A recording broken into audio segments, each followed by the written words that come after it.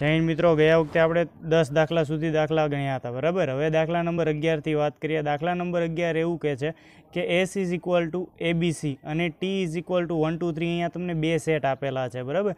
જે અસ્તિત્વ ધરાવે છે F છે એ S થી T સુધીનું છે, બરાબર, વિધેય. તો આપણે F ઇન્વર્સ મેળવવાનો છે. તો F ઇન્વર્સ કઈ રીતના મેળવશું? તો સૌપ્રથમ વાત કરીએ પહેલો દાખલામાં. એમાં એમ કીધું છે કે F છે A3 B2 અને C1, બરાબર. એટલે કે જે કાંઈ એ વિધેય આપેલું છે, એટલે કે એ ઉપર F ફંક્શન લગાડતા તમને 3 જવાબ મળે છે, B પર ફંક્શન લગાડતા તમને 2 જવાબ મળે છે, C પર ફંક્શન લગાડતા તમને 1 જવાબ મળે છે, બરાબર. અહીંયા સુધીનું આપણે વાત કરીએ. હવે તો કે પહેલો દાખલો જે છે એ ગણીએ. હવે એટલે મેં કીધું એવી જ રીતે, તો કે એ ઉપર F ફંક્શન લગાડતા મને 3 જવાબ મળે છે, B પર F ફંક્શન લગાડતા મને 2 જવાબ મળે છે, એવી જ રીતે C પર F ફંક્શન લગાડતા મને F જવાબ મળે છે. હવે તમે જોઈ શકો કે આ ત્રણેય છે એ અલગ અલગ પ્રતિબિંબ મળે, એટલે કે એક વિધેય છે. હવે મેળવવાનું શું છે? તો કે F ઇન્વર્સ મેળવવાનું છે. F ઇન્વર્સ મેળવવાનું હોય તો એની માટેની પ્રાથમિક શરત શું છે? તો કે પહેલાં તો એક વિધેય હોવું જોઈએ અને બીજું છે એ છે વ્યાપ્ત વિધેય હોવું જોઈએ. તો એક વિધેય તો અહીંયા થઈ ગયું છે અને વ્યાપ્ત વિધેય પણ થઈ ગયું છે, કારણ કે આખો વિસ્તાર મને મળી ગયો છે, બરાબર. તો એની માટે એનો F ઇન્વર્સ શું થશે? આપણે અત્યાર સુધી ઘણા બધા દાખલા ગણ્યા તો આપણને ખ્યાલ હશે. તો કે F ઇન્વર્સ શું થાય? તો કે અહીંયા જે મળ્યું એનું ઉલટું જ થશે, Fનું ઉલટું, બરાબર. એટલે F ઇન્વર્સ થઈ જાય. એટલે કે હું 3 ઉપર ફંક્શન લગાડું તો એ જવાબ મળે, 2 ઉપર ફંક્શન લગાડું તો B જવાબ મળે, 1 ઉપર ફંક્શન લગાડું તો મને C જવાબ મળે. તો એ થઈ ગયો આપણો F ઇન્વર્સ, બરાબર. એવી જ રીતે બીજો દાખલો શું કહેવા માગે છે? તો કે A ઉપર ફંક્શન લગાડતા મને 2 જવાબ મળે છે, B પર ફંક્શન લગાડતા 1 મળે છે અને C પર ફંક્શન લગાડતા 1 જવાબ મળે છે, બરાબર. હવે તમે અહીંયા જોશો પ્રાથમિક હતે, બરાબર. તો અહીંયા તમે જોશો શરૂઆતમાં તો તમને ખ્યાલ આવી જશે કે તમે કોઈ પણ ફંક્શન લગાડો છો, B પર ફંક્શન લગાડો છો ત્યારે પણ 1 મળે છે, C પર ફંક્શન લગાડો છો ત્યારે પણ 1 મળે છે. એટલે એનો મિનિંગ શું થઈ ગયો? તો કે આ એક વિધેય નથી, અનેક વિધેય છે, બરાબર. એટલે કે તમને પ્રતિબિંબ કેવા મળે છે? તો કે સરખા મળે છે. એટલા માટે તે એક વિધેય નથી. એટલા માટે કહી શકું કે એનું F ઇન્વર્સ મારે શક્ય નથી. એની પછી વાત કરી દઈએ દાખલા નંબર 12ની. દાખલા નંબર 12, રકમ મોટી છે, દાખલો સહેલો છે. જોઈ લઈએ શું કહેવા માગે છે. સૌ પ્રથમ A star B is equal to માનાંકમાં A માઇનસ B અને AOB is equal to A મળે છે for every A B belong કરે છે R દ્વારા વ્યાખ્યાયિત દ્વિક ક્રિયાઓ સ્ટાર માટે R cross R tends to R અને O from R cross R tends to Rનો વિચાર કરવા જઈએ તો આપણે સાબિત કરવાનું છે કે સ્ટાર એ સમક્રમી છે, પરંતુ જૂથના નિયમને અનુસરતી નથી. હવે જૂથનો નિયમ આપણને ખબર છે અને સમક્રમી એટલે શું? તો કે A star B is equal to B star A થવું જોઈએ, એ સમક્રમી છે, બરાબર. તો હવે O છે જૂથના નિયમને અનુસરે છે પરંતુ સમક્રમી નથી. અહીંયા બે ઉલટું છે, એક જૂથ સમક્રમી છે અને જૂથનો નિયમને અનુસરતી નથી, જ્યારે બીજું એવું કે છે O કે જે જૂથના નિયમને અનુસરે છે પરંતુ સમક્રમી નથી, બરાબર. તો વધુમાં આપણે એવું બતાવવાનું છે કે A B અને C બિલોંગ કરે છે R માટે A સ્ટાર કાઉન્સમાં BOC is equal to A star B O A star C. જો સત્ય હોય, અહીંયા આગળ તમને સૂચન આપ્યું છે કે જો સત્ય હોય તો આપણે દ્વિક્રિયા સ્ટારને દ્વિક્રિયા O પર વિભાજિત કહીશું. શું દ્વિક્રિયા O એ દ્વિક્રિયા સ્ટાર પર વિભાજિત થશે કે કેમ, તેને આપણે સત્યારતા ચકાસવાની છે. તો ચલો આન્સર ઉપર જઈએ. સૌ પ્રથમ તમને જે આપેલું છે એ શું છે? તો કે સ્ટાર છે R ક્રોસ Rથી લઈને Rનું વિધેય છે અને O પણ R ક્રોસ Rથી લઈને Rનું વિધેય છે. તમે અહીંયા જોશો તો આ બંને કેવા થયા? તો કે એના પ્રદેશ ને સપ્રદેશ બંને કેવા છે? સરખા છે, બરાબર. હવે એની પછી જોવા જઈએ તો A star B is equal two મને 2 વિધેયો આપી દીધેલા છે, મેં લખેલા છે, બરાબર. એની પછી શું કહે છે? તો કે હવે સમક્રમી છે કે કેમ એ ચકાસવા માટે મારે શું કરવું પડશે? તો કે A star B is equal two મોડમાં A માઇનસ B અને એવી જ રીતે સમક્રમી હોવા માટે શું કહે છે? તો કે B star A is equal to B minus A. હવે તમે અહીંયા આગળ જો મેં માઇનસ લખેલું છે, એનો મિનિંગ શું થયો? તો કે અહીંયાથી હું માઇનસ કોમન કાઢું તો એ માઇનસ આવી જવાનો છે આગળ, બરાબર. હવે આ માઇનસ આવી ગયો પણ અહીંયા મોડ છે એટલે એ દૂર કરીએ તો આ માઇનસ પણ દૂર થઈ જશે, એટલે મને જવાબ શું મળે? A માઇનસ B જ મળવાનો છે, બરાબર. તો એટલે હું કહી શકું કે સ્ટાર છે એ કેવી ક્રિયા છે? તો કે સમક્રમી ક્રિયા છે. પછી તો કે મારે જૂથના નિયમ સાબિત કરવા માટે મેં 3 અલગ અલગ ઉદાહરણ લીધા છે, જેમ કે 1 2 અને 3. એની માટે મેં આગળ કાઉન્ટિંગ કર્યું કે જે એનું જો ડાબી બાજુ બરાબર જમણી બાજુ આવી જાય છે તો હું એને કહી શકું કે તે જૂથના નિયમનું પાલન કરે છે, નહીંતર નથી કરતું. તો સૌપ્રથમ A સ્ટાર B 1 સ્ટાર 2 કરીએ, બરાબર. તો શું થાય તો કે 1માંથી 2 બાદ કરીએ, જવાબ આવે છે -1, પણ મોડ છે એ દૂર કરીએ એટલે ખાલી એક જવાબ આવે 1 સ્ટાર 3. તો 1 સ્ટાર 3 કરીએ એટલે 1માંથી 3 બાદ કરો, જવાબ આવે -2, પણ અહીંયા આગળ મોડ છે એટલે દૂર કરીએ તો જવાબ આવે છે 2. તો શું હવે જમણી બાજુનો પણ એ જ જવાબ આવે છે એ ચકાસી. તો 1 સ્ટાર 2 સ્ટાર 3, હવે આમાંથી શું જવાબ આવે તો કે 2માંથી 3 બાદ કરો, એક જવાબ આવશે 1 સ્ટાર 1, 1માંથી 1 બાદ કરો 0. એટલે કે આ બંને જવાબ છે તમે જોઈ શકો એ સરખા આવતા નથી, એટલા માટે હું કહી શકું કે તે જૂથના નિયમનું પાલન કરતું નથી. એવી જ રીતે હવે જોવા જઈએ તો આપણે O માટે જોવા જવાનું છે. હવે એમાં શું કહે છે તો કે અહીંયા આગળ જે એના સ્થાન પર હશે, હવે શું હતું આપણી ક્રિયા તો કે AOB = મને શું મળતું હતું તો કે A, એટલે કે જે અહીંયા આગળ A હશે, બરાબર, એ જ અહીંયા આવશે. તો જોવા જઈએ તો અહીંયા આગળ 1O2, બરાબર, એટલે શું થયું તો કે જે 1 હશે એ જવાબ આવશે. એવી જ રીતે 2O1 કરું તો મને શું જવાબ આવે 2. અહીંયા આગળ તમે જોઈ શકો કે એ છે સમક્રમી થશે નહીં, બરાબર, એટલે કે આ દ્વિક્રિયા કેવી છે તો કે સમક્રમી નથી. એવી જ રીતે જૂથના નિયમનું પાલન કરવા માટે જોવા જઈએ તો 3 સભ્યો મેં અહીંયા કયા લીધા છે તો કે A, B અને C. અહીંયા હું 1, 2, 3 લઈને પણ ગણી શકું, બરાબર. તો ચલો જોઈએ 1, 2, 3 લઈને જ ગણીએ, કારણ કે આની પહેલાંમાં પણ કેવું કર્યું હતું તો કે 1, 2 અને 3 જ લીધા હતા. તો કે 1O 2O3 અને એવી જ રીતે 1O2 O3 લઈ લઈએ, બરાબર. તો હવે જો 2O3નો શું જવાબ આવે છે તો કે 2 જવાબ આવે છે. એવી જ રીતે 1O2નો શું જવાબ આવે છે 1. અહીંયા આગળ શું થઈ જશે 1O2નો જવાબ આવે છે 1, અહીંયા O3 એઝ ઇટ ઇઝ, બરાબર. તો 1O2નો જવાબ 1, 1O3નો જવાબ 1. તમે અહીંયા જોઈ શકો શું થયું તો કે આ છે એ જૂથના નિયમનું પાલન કરે છે, કારણ કે ડાબા બરાબર જવાબ આવી જાય છે, તેથી O છે એ જૂથના નિયમનું પાલન કરે છે. હવે મને કંઈક અલગ પ્રક્રિયા આપી હતી. શું આપી હતી તો કે A star BOC = A star B O A star C. હવે એની માટે મારે એ જે આવે છે, બરાબર, એની સત્યારતા ચકાસવાની હતી, તો હું ચકાસીશ. ચલો જોઈએ. સૌ પ્રથમ લઈએ A સ્ટાર BOC, એટલે કે ડાબી બાજુથી આપણે શરૂ કરીએ છીએ. ડાબી બાજુ શું કહે છે તો કે BOC બરાબર શું જવાબ આવે તો કે B, બરાબર, એટલે કે B જવાબ આવે છે. હવે A સ્ટાર B, સ્ટાર માટેનું ઓપરેશન શું હતું તો કે અહીંયા એક વખત લખી નાખું છું બંને ઓપરેશન, બરાબર. તો A સ્ટાર માટે A - B અને AOBનું ઓપરેશન હતું A, બરાબર, એટલે કે આટલા મને જે કાંઈ છે એ દ્વિક્રિયાઓ મળેલી છે.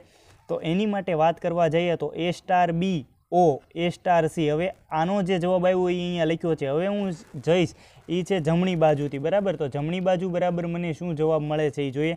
તો જમણી બાજુ બરાબર જે આ મને મળ્યું, હવે A સ્ટાર Bનો શું જવાબ આવે છે તો કે A - B O as it is. A star Cનો જવાબ શું આવે છે તો કે A - C. હવે તમે અહીંયા જોશો તો આને હું ઘડીક A ધારી લઉં, આ છે એને હું B ધારી લઉં, બરાબર. તો AOB કરું તો મને જવાબ શું આવે તો કે અહીંયા આવશે A આવશે. તો શું આ A છે તો કે આ છે, બરાબર. એટલે આનો જવાબ શું આવ્યો તો કે મોડ A - B. અહીંયા તમે જોઈ શકો કે આ બંને કેવું થઈ ગયું, ઇક્વલ થઈ ગયું છે. પણ એ કોની માટે તો કે આની માટે. કોઈ બી ABC એવા હું કોઈ પણ અચળ પદો લઈ લઉં ત્યારે, પણ હું હવે જે ગાણિતીય કોઈ બી સ્ટેપ લઉં, ધારો કે બરાબર નંબર 1 એટલે કે 1 2 3, તો એની માટે એ શક્ય થાય છે કે કેમ, તો એની માટે જોવા જઈએ તો 1O2 સ્ટાર 3, તો એનો જવાબ આવે છે તમને 1.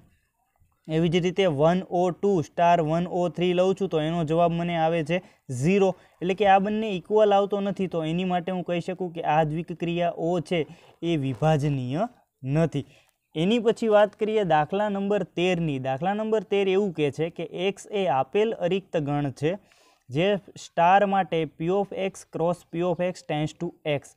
A સ્ટાર B = જો અહીંયા આગળ ઓપરેશન બધામાં જે કાંઈ દ્વિક્રિયાઓ આપેલી છે, બરાબર, એ તમારે ખાસ યાદ રાખવી પડશે. અને બધા જ દાખલામાં તમે નોંધ કર્યો હશે કે બધામાં અલગ અલગ દ્વિક્રિયાઓ તમને આપી દીધેલી છે. તો અહીંયા આગળ A સ્ટાર B જોઈએ તો એની માટે શું છે તો કે A - B union B - A છે. For every A, B belong કરે છે P of x દ્વારા. વ્યાખ્યાયિત દ્વિક્રિયા છે. સાબિત કરો કે રિક્ત ગણ ફાઈ એ દ્વિક્રિયા સ્ટાર માટે તટસ્થ ઘટક છે અને P of xના તમામ A વ્યસ્ત સંપન્ન છે તથા A ઇન્વર્સ બરાબર A, એવું મારે સાબિત કરવું છે. તો ચલો જોઈએ એ સાબિત થાય છે કે કેમ. તો એની માટે જોવા જઈએ સાથે સાથે મને અહીંયા આગળ કંઈક સૂચન આપેલું છે. જે સૂચન આપેલું છે એ શું છે તો કે સૌપ્રથમ a-5 યુનિયન 5 - a બરાબર મને શું આપી દીધેલું છે તો કે a બરાબર, અને a - a union a - a is equal two મને શું આપી દીધેલું છે તમે અહીંયા જોઈ શકો તો કે a* a is equal two 5 બરાબર. તો હવે એની માટે જોવા જઈએ તો શું થાય છે તો કે અહીં star A p of x cross p of x tense two p of x માટે વ્યાખ્યાયિત છે, જે મને આપેલું છે મેં લખેલું છે. હવે મને a* b is equal to શું આપ્યું તો કે a - b union b - a, જ્યાં a b બિલોંગ કરે છે p ઓફ x માટે. અહીં હવે જોવા જઈએ તો a belongs to p of x, તેથી a*5. હવે a*5 હું લઉં છું બરાબર. શું કામ તો કે મારે તટસ્થ ઘટક માટે વાત કરવા જવી હોય બરાબર, એટલે કે a*5 ઇઝ ઇક્વલ ટુ પણ એ મળવું જોઈએ, અને 5* a ઇઝ ઇક્વલ ટુ પણ મને એ મળવું જોઈએ. જો મળે છે તો એ તટસ્થ ઘટક થઈ જશે. કયો તો કે 5 છે એ મારો તટસ્થ ઘટક થશે. જોવા જઈએ a-5 યુનિયન 5 - a, એટલે કે હવે એમાંથી 5 બાદ કરો તમને શું મળે? એ જ મળવાનો છે. 5 માંથી એ બાદ કરો શું મળે તો કે 5 અને એનો યુનિયન શું થાય તો કે એ જ થશે બરાબર. હવે એની પછી જોવા જઈએ 5* a બરાબર. 5* a જોવા જઈએ તો 5 - a, આનો જવાબ શું આવે તો કે 5 આવવાનો છે. a-5 નો જવાબ શું આવે તો કે a આવવાનો છે. તો કે 5 યુનિયન a, તો શું થયું તો કે આ બંનેનો જવાબ કેવો આવ્યો તો કે સરખો આવ્યો છે. એટલા માટે હું કહી શકું કે 5 એ તટસ્થ ઘટક થશે. એની પછી વાત કરવા જઈએ, અહીં એ બિલોંગ કરે છે p ઓફ x માટે, તેનો વ્યસ્ત ઘટક b લઈ લઉં કે જે પણ કેમાં હોય તો કે p ઓફ x માં જ હોવાનો છે બરાબર. એ પણ કેવો હોવાનો છે તો કે p ઓફ x માં. તો કે a* b is equal two 5, આ શું છે તો કે વ્યસ્ત સંપન્ન ઘટક જે મને મળે છે એની શું છે તો કે કન્ડિશન છે બરાબર. જ્યાં અહીંયા 5 શું કહેવાય તો કે એ તટસ્થ ઘટક કહેવાય. એની પછી જોવા જઈએ તો 5 એ તટસ્થ ઘટક થશે જ બરાબર. તો હવે a* હું લઉં બરાબર. તો a* એટલે શું થયું, આપણે જે ઓપરેશન આપ્યું છે એ મૂકવું પડે બરાબર. તો કે a* ઇઝ ઇક્વલ ટુ તો કે a - a union a - a. હવે a - a કરું તો શું જવાબ આવે છે તો કે 0, એટલે કે 0 ના કહેતા અહીંયા શું કહીએ તો કે 5 બરાબર. 5 યુનિયન અહીંયા પણ શું જવાબ આવે તો કે 5 યુનિયન 5, એટલે જવાબ શું આવી ગયો તો કે 5 બરાબર. એવી જ રીતે કહે છે કે તેથી બધા જ ઘટક એ માટે p ઓફ x નો વ્યસ્ત ઘટક કેવો થયો તો કે a inverse is equal to a મને મળી ગયો છે. એવી જ રીતે દાખલા નંબર 14 જોવા જઈએ તો દાખલા નંબર 14 શું કહે છે તો કે દાખલા નંબર 14માં એવું કહે છે કે ગણ 0, 1, 2, 3, 4, 5 પર દ્વિક ક્રિયા સ્ટાર નીચે પ્રમાણે વ્યાખ્યાયિત છે બરાબર. ત્યાર પછી વાત કરીએ તો કે a* b is equal two, અહીંયા આગળ મને એવું કીધું છે કે a + b છે એ જો 6 કરતાં નાના હોય ત્યારે a + b મુકાય છે, અને જ્યારે 6 અથવા 6 કરતાં મોટા હોય a + b ત્યારે મૂકવાનું છે a + b - 6. હવે મારે સાબિત શું કરવાનું છે તો કે સાબિત કરો કે આ ક્રિયા માટે 0 એ કેવો ઘટક છે તો કે તટસ્થ ઘટક છે, અને આ ગણનો પ્રત્યેક શૂન્યતર ઘટક વ્યસ્ત સંપન્ન છે. અહીં 6 - a એ ઘટક એના વ્યસ્ત ઘટક 6 - a એ ઘટક એનો કેવો ઘટક છે તો કે વ્યસ્ત ઘટક છે, એવું મારે સાબિત કરવું છે. તો ચલો હવે જોઈએ એ રીતનું થાય છે કે કેમ. તો હવે એની માટે વાત કરવા જઈએ તો સૌપ્રથમ મને જે આપેલું છે એ જ લખવાનું છે. તો મને જે આપેલું છે એ લખવા જઈએ તો અહીં x ઇઝ ઇક્વલ ટુ મને જે કાંઈ આખો ગણ આપી દીધેલો છે એ ગણ લખીએ બરાબર, એટલે કે 0, 1, 2, 3, 4, 5. એવી જ રીતે હવે જો a છે બરાબર, a + b is equal two જો 6 કરતાં નાનો મળે છે તો હું a + b મૂકીશ, અને જો એ 6 અથવા 6 કરતાં મોટો મળે છે તો હું a + b - 6 મૂકીશ બરાબર. અહીં ઘટક e માટે e બિલોંગ કરે છે x માટે દ્વિક ક્રિયા સ્ટાર a, તો કે અહીંયાથી વાત કરીએ બરાબર. તો કે a* b, હવે જ્યારે અહીં ઘટક e કયો છે તો કે એ મારે છે એ તટસ્થ ઘટક માટે વાત કરવા જઈએ બરાબર. તો હવે a* ઇઝ ઇક્વલ ટુ પણ મને એ મળવું જોઈએ, અને e* ઇઝ ઇક્વલ ટુ પણ મને એ મળવું જોઈએ, એટલે કે જે આ મને e છે એ કેવો ઘટક થઈ જશે તો કે તટસ્થ ઘટક થઈ જશે બરાબર. તો કે હવે a બિલોંગ્સ ટુ x માટે હું અહીંયા આગળ મને જે આપેલું છે એ શું છે તો કે a + b. તો હવે આપણે ખબર છે કે સરવાળા માટેનો તટસ્થ ઘટક કયો છે તો કે 0 છે બરાબર. તો સરવાળા માટે તટસ્થ ઘટક માટે વાત કરવા જઈએ તો a* 0, એટલે કે a + 0 is equal to a મળી ગયું છે. એવી જ રીતે 0* a એનો મિનિંગ શું થયો? તો કે 0 વત્તા એ એટલે પણ 1, એટલે કે તમે અહીંયા જોવા જશો તો આ બંને એ છે, બરાબર, એ મને મળ્યા, એટલે હું એને કહી શકું કે આ 0 જે મને મળ્યો છે એ મારો કેવો થયો? તો કે એ છે એ તટસ્થ ઘટક થયો. જેમ અહીંયા લખ્યું છે 0 એ તટસ્થ ઘટક થશે. હવે આપણને ખ્યાલ જ છે કે સરવાળા માટે 0 તટસ્થ ઘટક છે. એવી જ રીતે ગુણાકાર માટે આપણો તટસ્થ ઘટક કયો થશે? તો કે 1 થશે, બરાબર. શું કામ? તો કે ગુણાકારનો કોઈ બી ઓપરેશન લ્યો તમે, એનો એક સાથે ગુણાકાર કરો તો તમને જે જવાબ હશે એ જ મળવાનો છે, બરાબર. હવે વાત કરવા જઈએ તો a વત્તા b બરાબર 0 મળવો જોઈએ. શું કામ? તો કે અહીંયા હંમેશા આપણને ખબર છે કે વ્યસ્ત ઘટક મેળવતા હોય ત્યારે તમને અહીંયા તટસ્થ ઘટક મળવો જોઈએ. હવે તટસ્થ ઘટક મને શું મળ્યો હતો? તો કે 0. તો અહીંયા તટસ્થ ઘટક મળે છે કે કેમ જોવા જઈએ. a વત્તા b બરાબર 0 અને b વત્તા a બરાબર 0 મળવો જોઈએ. ક્યારે? તો કે એ કિંમત છે a વત્તા b એ 6 કરતાં નાની હોય ત્યારે. એવી જ રીતે a વત્તા b minus 6 is equal two પણ 0 મળવો જોઈએ. અને b વત્તા a માઇનસ 6 બરાબર પણ કેવું મળવું જોઈએ? તો કે 0 મળવો જોઈએ. ક્યારે? તો કે કિંમત a વત્તા બીની જ્યારે 6 અથવા 6 કરતાં કેવી હોય? મોટી હોય. એનો મિનિંગ એમ થયો કે તમે જ્યારે a વત્તા b બરાબર 0 લ્યો છો તો એનો મિનિંગ શું થયો? તો કે આ બીને ઓલી સાઈડ જવા દઈએ તો a is equal to minus b. એવી જ રીતે આની માટે વાત કરવા જઈએ a વત્તા b minus 6 is equal two 0. તો હવે બીને સૂત્રનો કરતાં બનાવું તો 6 અને એ ઓલી સાઈડ જવા દેવા પડે એટલે 6 માઇનસ a. હવે તમે જોઈ શકો કે અહીંયા આગળ મને જે મળ્યા છે એ શું થશે મારા? તો કે વ્યસ્ત ઘટક થશે. અહીંયા આગળ કીધું છે કે પરંતુ x is equal two 0, 1 to 5, બરાબર, જે અને a, b બિલોંગ કરે છે x માટે, તેથી a does not equal to minus b, બરાબર. હવે તમે જોઈ શકો છો કે a અને b બંને સરખા મળ્યા નથી, એ તો આપણને ખ્યાલ જ છે. a મળ્યો છે એ શું મળ્યો? તો કે માઇનસ b અને b શું મળ્યો? તો કે 6 માઇનસ a, બરાબર. તો b છે is equal two 6 minus a વ્યસ્ત ઘટક થશે. કોનો? તો કે a નો વ્યસ્ત ઘટક થશે, બરાબર. તો અહીં એનો વ્યસ્ત ઘટક જે મને મળ્યો એટલે કે એનો વ્યસ્ત ઘટક એટલે a ઇન્વર્સ કહી શકું. તો a inverse is equal two 6 minus a. એવી જ રીતે વાત કરવા જઈએ 15મા દાખલાની તો 15મો દાખલો એવું કે છે કે a is equal to -1, 0, 1 and 2 અને b આપેલું છે -4, -2, 0 અને 2 અને વિધેયો f અને g છે એ a થી b સુધીના વિધેયો છે. f of x બરાબર x² માઇનસ x અને g of x છે એ 2 મોડમાં x માઇનસ 1/2 માઇનસ x, એટલે કે મને જેવો બે વિધેયો આપેલા છે, પહેલું તો f અને બીજું છે g. હવે જે રમત કરવાની છે, બરાબર, હવે ગણિત જેને આવડે છે એની માટે એક રમત જ છે, બરાબર. એટલે શું થશે? તો કે અહીંયા આગળ હવે જે આપણે રમત રમવાની છે એ બે કોની વચ્ચે રમવાની છે? તો કે f of x અને g of x. હવે શું પૂછ્યું છે એની ઉપર જઈએ તો કે x બિલોંગ કરે છે એ દ્વારા જે કોઈ બી વ્યાખ્યાયિત આપેલું છે તો f અને g શું તે સમાન વિધેયો થશે? હવે એની માટે તો શું કરવું પડે? તો કે મારે અલગ અલગ જે કિંમતો છે એ f અને g માં સરખી મૂકવી પડે તો જ મને ખબર પડે, બરાબર. હવે જો જેમ કે હું અહીંયા આગળ -1 થી જાઉં તો અહીંયા -1 મૂકું તો અહીંયા પણ -1 મૂકવું પડે. જો બંનેના જવાબ સરખા આવે છે તો એનો મિનિંગ હું એમ કહી શકું કે f અને g બંને વિધેયો કેવા થશે? તો કે સરખા થશે, બરાબર. એની પછી વાત કરવા જઈએ તો તમારા જવાબની આપણે યથાર્થતા ચકાસવાની છે કે શું તે તમારો જવાબ સાચો છે. ત્યારબાદ વાત કરીએ તો અહીંયા આગળ સૂચન આપેલું છે કે યાદ કરો કે વિધેય f from a tense two b અને g from a tense two b માટે f of a is equal two g of a.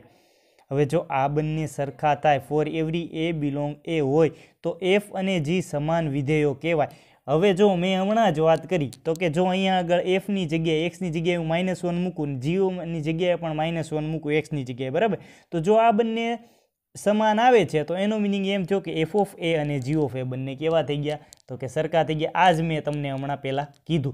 તો ચલો અહીંયા આગળ મને જે કાંઈ પહેલાં આપેલું છે, ગણિતનો એક નિયમ હંમેશા યાદ રાખવાનો, તમે ગમે ત્યારે અને ગમે એ ચેપ્ટરનો દાખલો ગણો છો, બરાબર. તો સૌપ્રથમ તમે રકમ વાંચો છો તો રકમને એટલે કે જે રકમમાં તમને આપેલું છે સૌપ્રથમ ત્યાંથી સ્ટાર્ટિંગ કરો કે ભાઈ મને અહીંયા આ આપેલું છે, બરાબર. અહીંયા પણ હું શું કરીશ તો કે અહીંયા જે મને આપેલું છે, બરાબર, એ જ મેં અહીંયા લખ્યું છે. કોઈ બી દાખલો હોય, પછી એ ત્રિકોણમિતિ હોય, ગણ છે, સંબંધ વિધેય છે, કોઈ બી ગણિતનો દાખલો, બરાબર. તો અહીંયા આગળ મને જે આપેલું છે એ મેં લખ્યું છે -1, 0, 1 અને 2. b શું છે તો કે -4, -2, 0 અને 2. બે વિધેયો f from a tense two b અને g from a tense two b. બંને સરખા વિધેયો જ આપેલા હતા, બરાબર. અહીંયા હમણાં આપણે વાત કરી એવી જ રીતે હવે જો એફ ઓફ -1 એક્સની જગ્યાએ હું -1 મૂકું છું, જીની જગ્યાએ પણ -1 મૂકું છું. જો બંનેના જવાબ સરખા આવે છે એનું મિનિંગ એમ થયો કે આ બંને વિધેયો કેવા થશે તો કે સરખા થશે. પણ મેં હવે અલગ અલગ દાખલા એટલે કે અલગ અલગ જે ઉદાહરણ છે એ લઈ લઈશ. પહેલાં અહીંયા -1 લીધું, પછી 0 લઈશ, પછી હવે 1 લઈશ ને પછી 2 લઈશ. હવે આ બધી જ કિંમતો છે એ હું એફમાં પણ મૂકીશ અને જીમાં પણ મૂકીશ. જો બંને સરખા આવે છે, બરાબર. હવે જો એફમાં મૂકીશ ત્યારે એફની જગ્યાએ અહીંયા આગળ ધારો કે મેં -1 મૂક્યા છે તો -1નું એફનું વિધેય શું છે તો કે x² - x. જીનું વિધેય શું છે તો કે 2 mod x - 2 અપોન 2 x મોડમાં x -1/2 -1. હવે એફ વિધેય છે, જી વિધેય આ છે, બરાબર. હવે એમાં હું પહેલાં -1 મૂકીશ, જવાબ મને મળે છે 2. સિમ્પલ કાઉન્ટિંગ છે, બરાબર. સાદુરૂપ આપશો એટલે તમને જવાબ 2 મળે છે. એવી જ રીતે જીનું જે કાંઈ સાદુરૂપ આપશો, બરાબર, -1 મૂકો છો, જવાબ અહીંયા -1 -1/2 માઇનસ જે કાંઈ છે 3/2 આવી જશે. મોડ દૂર કરો એટલે એ પ્લસ થઈ જશે. 3/2 2 કટ થઈ જાય. 3 - 1 એટલે કે જવાબ આવે છે 2. અહીંયા પણ -1નો વર્ગ -1 પ્લસ 1નો વર્ગ 1 થાય, 1 + 1 એટલે જવાબ આવે છે 2. આ બંને જવાબ કેવા થઈ ગયા તો કે સરખા થઈ ગયા. હવે આમાં તમારે જાતે ગણવાના છે કયા કયા કિંમત મૂકશો તો કે 0, 1 અને 2. જે અહીંયા મેં મૂકી દીધેલી છે છતાં પણ તમારે મૂકીને જોવાનું છે જો બંને સરખા આવે છે કે કેમ. જો પહેલાં 0 મૂકેલું હતું, હવે તો કે 1 મૂકેલું છે, બરાબર. પછી તો કે હવે હું 2 મૂકીશ, બરાબર. તો કે 2 મૂકતા પણ મને કેવો જવાબ સરખો મળે છે કે કેમ એ હું જોઈશ, બરાબર. તો કે હા, તમે જોવા જશો તો કે 0 -1 0 1 અને 2 મૂકતા તમને જવાબ કેવો મળે છે તો કે સરખો મળે છે. એટલે હું કહી શકું કે તે વિધેયો કેવા થયા તો કે સમાન વિધેયો હતા. હવે તો કે 16મો દાખલો એવું કહે છે કે ગણ a = 1 2 3 લ્યો, ઘટકો 1, 2 અને બીજું છે એ વિધેય 1, 3 સમાવતા હોય અને સ્વવાચક અને સંમિત હોય પરંતુ પરંપરિત ન હોય તેવા સંબંધોની સંખ્યા. હવે જુઓ, સૌપ્રથમ તો મારે એના ઘટકો એટલે કે જો સ્વવાચક યાદ કરી લઈએ. સ્વવાચક શું કહે છે તો કે સ્વવાચક એવું કહે છે કે AR એ થવું જોઈએ, બરાબર. તો કે 1 1, બરાબર, સ્વવાચક છે. સંમિત શું છે તો કે ARB BR એ થવું જોઈએ, એટલે કે 1, 2 હોય તો 2, 1 પણ હોવું જોઈએ. પછી પરંપરિત શું કહે છે તો કે ARB હોય, BRC હોય તો ARC થવું જોઈએ, બરાબર. તો આવું બધું શું છે તો કે પરંપરિત કહેવાય છે. સ્વવાચક, સંમિત અને પરંપરિતના આધારે આપણે એક આખો સ્વાધ્યાય ગણેલો છે, બરાબર. હવે આરને આમાં આ જે ઘટક આપેલા છે એ સમાવતો મેં આખો આર લખેલો છે. તો કે 1 1 2 2 અને 3 3 આ શું થયું તો કે સ્વવાચક થયું. 1 2 1 3 એ શું થયું તો કે જે છે સંમિત. 1 2 અને 2 1 એ બંને સંમિત. 1 3 અને 3 1 એ પણ કેવું થઈ ગયું તો કે સંમિત. હવે આપણે એવું કહેવાનું છે કે સ્વવાચક ને સંમિત તો થશે પણ પરંપરિત નહીં થાય, બરાબર. તો આર એ સ્વવાચક છે, પરંપરિત પણ છે એવું કહી દીધું, સંમિત કહી દીધું, સ્વવાચક કહી દીધું. હવે આપણે પરંપરિત નથી એવું કેવું છે તો 1, 3 અને 2, 3 બિલોંગ તો કરે છે આરમાં પરંતુ 3, 2 બિલોંગ કરતું નથી આરમાં. તેથી એની બે જોડ મને કઈ મળશે તો કે 3 2 અને 2 3, બરાબર. એની બે જોડ મને મળે એટલે હું એને કહી શકું કે કોઈ બી એક સંબંધ છે, બરાબર, એ એક સંબંધની મદદથી એટલે કે સંબંધોની સંખ્યા મને કેટલી મળશે તો કે 1 મળશે, બરાબર. એની પછી જોઈએ દાખલા નંબર 18 એવું કહે છે કે f of x = 0 ક્યારે આવશે? 1 ક્યારે આવશે તો કે x છે 0 કરતાં મોટો હોય ત્યારે 1 આવશે, x = 0 હોય ત્યારે 0 અને x છે 0 કરતાં નાનો હોય ત્યારે શું આવશે તો કે -1 આવશે. હવે અહીંયા આગળ એમ કીધું છે કે f ફંક્શન છે એ કયું વિધેય લેવાનું છે? ચિહ્ન વિધેય લેવાનું છે. તો ચિહ્ન વિધેયની જ આ વ્યાખ્યા છે, બરાબર. હવે એની પછી જોવા જઈએ તો કે g કોઈ બી એવું લઉં. હવે મને શું કહે છે તો કે મહત્તમ પૂર્ણાંક વિધેય g of x = x, જ્યાં બોક્સ x = x અથવા x થી નાના પૂર્ણાંકો પૈકી મહત્તમ પૂર્ણાંક દ્વારા વ્યાખ્યાયિત છે. તો FOG અને GOF એ જો તમે અહીંયા આગળ બે કાઉન્સ આપેલા છે, બરાબર. આ કયું થશે તો કે વિવૃત અને આ છે કયું થશે સંવૃત, બરાબર. એટલે 0,1 એટલે કે 0 લઈ શકાય કે ના લઈ શકાય એ આપણને ખ્યાલ છે અને 1 લઈ શકાય કે ના લઈ શકાય એ પણ આપણને ખ્યાલ છે. માં એકના એક જ થશે, બરાબર. એટલે કે સમાન છે કે કેમ જોવાનું છે. f from r થી r માં f of x = આ જે મને આપેલું છે એ મેં લખી નાખ્યું છે, બરાબર. g ફ્રોમ આરથી આરમાં વ્યાખ્યાયિત G of X is equal to box X belong કરે છે 0 to 1. હવે box X is equal to હું 1 લઉં છું એટલે કે એક્સ ઇઝ ઇક્વલ ટુ મને શું મળી ગયું 1 અને 0 લઉં ત્યારે એ શું થયું તો કે 0 છે એક્સ છે 0 થી 1 ની વચ્ચે આપેલી દીધેલું હોય છે. એફઓજી મેં મેળવ્યું છે એક્સ એ મને અહીંયા આગળ મળે. હવે હું એક્સ લઉં છું તો એક્સ કઈ રીતના મળે તો કે એક્સ ઇઝ ઇક્વલ ટુ 1 અને 0 થી 1 માટે. અને એવી જ રીતે જી ઓફ એક્સ માટે વાત કરવા જઈએ તો G of X G O F of X is equal to શું થયું તો કે F of X is equal to 1. હવે જી શું કહે છે તો કે જી એવું કહે છે કે ફંક્શન આપણને G of X is equal to શું આપ્યું હતું તો કે બોક્સ એક્સ એટલે 1 એટલે કે જવાબ આવી ગયો એક એક્સ્ટ્રા એક્ઝામ્પલ છે બરાબર જે ખૂબ આઈએમપી છે. એક્સ્ટ્રા એક્ઝામ્પલ એવું કહે છે કે F from R tens to -1 to 1 F of X is equal to 10x minus 10 x upon 10 x plus 10 x વ્યસ્ત સંપન્ન વિધેય છે તથા એફ ઇન્વર્સ મેળવવાનું છે. હવે સૌ પ્રથમ મને જે આપેલું છે એવું લઈ શકીશ બરાબર. એફ ઇન્વર્સ મેળવવાનું છે એટલે કે એની કરતાં ઉલટું લઈ લો બરાબર. અહીંયા આગળ મેં બંનેને x1 અને x2 બંને એક વિધેય માટે વાત કરવા જઈએ. પહેલાં એક વિધેય સાબિત કરશું પછી વ્યાપ્ત વિધેય વાત કરશું. જો એ બંને થાય છે તો મને વ્યસ્ત સંપન્ન વિધેય મળશે એ આપણને ખ્યાલ છે. અહીંયા આગળ મેં x1 અને x2 બંને લીધા છે. હવે હું યોગ વિયોગ લઉં. યોગ વિયોગ એટલે શું તો કે ઉપર પ્લસ નીચે માઇનસ બરાબર. હવે પછી વિયોગ યોગ એટલે ઉપર માઇનસ નીચે પ્લસ. આ આપણને ખ્યાલ છે. યોગ વિયોગ લઈએ છીએ ત્યારે આ બંને કટ થઈ જાય છે એટલે 10 આવી જાય છે બરાબર. નીચે તો કે માઇનસ આવી જશે આ બંને વધશે બરાબર. તો આ બંને વધે છે એ રાખીએ. આ બંને કેવું થઈ જાય છે તો કે કટ. ઉપર કયું થાય તો કે આ બંને કટ થઈ જાય છે બરાબર. એવી જ રીતે અહીંયા આગળ આ બંને કટ થઈ જાય છે અને આ બંને કટ કરતાં મને જે મળે છે એ મેં લખેલું છે. હવે તો તમે જોવા જશો તો આનું બંનેનું હવે આપણે સાદુરૂપ આપીએ તો 10⁻²x1 અને અહીંયા પણ શું આવશે 10⁻²x2 બંને સાઈડથી બેઝ દૂર કરીએ 2x1 2x2 2 કટ થાય x1 is equal two x2 એટલે f એ એક વિધેય થઈ ગયું. એવી જ રીતે એમ કહીએ કે ધારો કે y બિલોંગ કરે છે -1 થી 1 માટે F of X is equal two y આવવું જોઈએ. તો y is equal to f of x આવે છે કે કેમ તે જોવા જઈએ. સૌ પ્રથમ શું કરશું તો કે આનો પણ યોગ વિયોગ લેવા જઈએ બરાબર. યોગ વિયોગ લેવા જઈએ સૌ પ્રથમ શું કર્યું તો કે આને ઉલટાવી નાખ્યું એટલે 1/y આવી ગયું છે. યોગ વિયોગ લેવા જઈએ તો ઉપર પ્લસ નીચે માઇનસ. એવી જ રીતે અહીંયા આગળ ગયા વખતે આપણે યોગ વિયોગ કર્યો આગળ બરાબર. તો અહીંયા આગળ શું થઈ જશે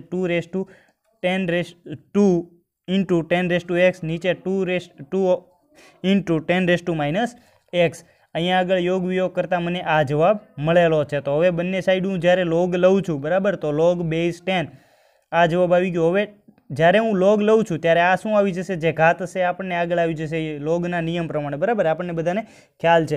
હવે તો કે અહીંયા આગળ જે એક્સ આવી ગયું શું કામ એક્સ આવી ગયું તો કે આની ઇઝ ઇક્વલ ટુ જે કાંઈ છે મેં એક્સ લખેલું છે આની ઇક્વલ ટુ બરાબર. તો અહીંયા આગળ 2 ઇન્ટુ એક્સ બરાબર 2x આવી ગયું છે. લોગ 2x આ સાઈડ આવી જાય અને આ છે ઓલી સાઈડ વ્યા જાય. અથવા તો બીજી રીતે કહેવા જઈએ તો log 10⁻10 બંને સાઈડ log 10 લઈ લઈએ બરાબર. એટલે આ જે જવાબ મને આપેલો છે. અથવા તો બીજું કહેવા જઈએ તો log 10 બેઝ 10 એટલે આનું શું થઈ ગયું તો કે 1 થઈ ગયું. આ એઝ ઇટ ઇઝ બરાબર. 2 છે આ સાઈડ આવવા દઈએ 1/2 થઈ જશે log 10 બરાબર. હવે તો કે 1/2 છે એને સીધા અહીંયા આવવા દેવા હોય તો 1/2 એટલે કે હું આને રૂટ લખી શકું જે મેં અહીંયા લખેલું છે બરાબર. હવે તો કે F of X is equal two મને અહીંયા જે કાંઈ આપેલું છે બરાબર એ મને મળી જશે. એટલે કે જ્યારે એફ ઓફ એક્સની જગ્યાએ હું કિંમત મૂકું છું બરાબર ત્યારે આ જે જવાબ એક્સની જગ્યાએ મારે શું મૂકવું પડે તો કે આ આખો કાઉન્સ મૂકવો પડે છે બરાબર. કારણ કે એક્સ બરાબર મને આ મળેલું છે. તો હવે અહીંયા આગળ શું હતું તો કે F of X is equal two 10⁻x. તો અહીંયા આગળ એક્સની બરાબર જે મને મળ્યું એ હું મૂકીશ બરાબર. બધી સાઈડ જે લોગ છે લોગ અને log 10 બેઝ અને જે છે એ દૂર કરીએ તો આપણને લોગના નિયમ પ્રમાણે આ દૂર થઈ જાય. log 10⁻log 10 એટલે આ દૂર થઈ જાય. જે કાંઈ આવશે એ આ કાઉન્સ જ આવશે બધા બરાબર. અંડરરૂટ છે એ મેં લખી લીધેલા છે. સિમ્પલ સાદુરૂપ આપીએ બરાબર તો મને શું આવ્યું તો કે 1 + y -1 - y. સાદુરૂપ આપીએ એટલે શું થયું તો કે સિમ્પલ મને F of X is equal two મને વાય મળી ગયો છે બરાબર. તેથી હું કહી શકું કે એફ એ વ્યાપ્ત વિધેય છે. તો હવે એફનું વ્યસ્ત સંપન્ન વિધેય કયું થાય તો કે એફ ઇન્વર્સ છે એ મને કયું મળ્યું કહેવાય તો કે આ જે છે. અથવા તો બીજી રીતે કહેવા જઈએ તો આ જે મને મળ્યું છે બરાબર, એક્સની જગ્યાએ. એ મારું શું થયું તો કે વ્યસ્ત વિધેય થઈ ગયું. કોનું તો કે એફનું. અહીંયા સુધીની વાત કરી. બરાબર, તો હવે આપણે જ્યારે ભણશું ત્યારે હવે બોર્ડ ઉપર જ ભણશું અને ચેપ્ટર 2 ત્રિકોણમિતિય પ્રતિવિધેયો જે છે ઇન્વર્સવાળા, બરાબર, એ આપણે જોઈશું. ત્યાં સુધી રજા લઈએ. જય હિન્દ.